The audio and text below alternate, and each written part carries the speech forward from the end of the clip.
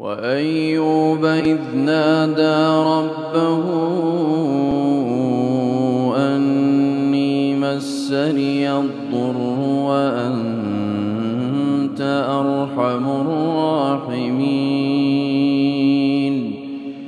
فاستجبنا له فكشفنا ما به من ضر وآتيناه أهله ومثلهم معهم رحمة من عندنا وذكرى للعابدين وإسماعيل وإدريس وذا الكفل كل من الصابرين وأدخلناهم في رحمتنا إنهم من الصالحين وذا النون إذ ذهب مغاضبا فظن أن لن نقدر عليه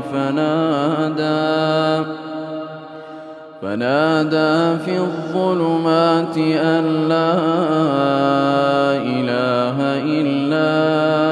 أنت سبحانك لا إله إلا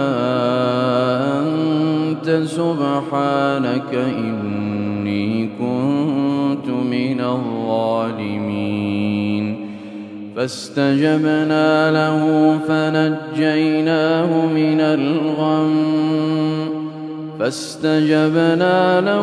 ونجيناه من الغم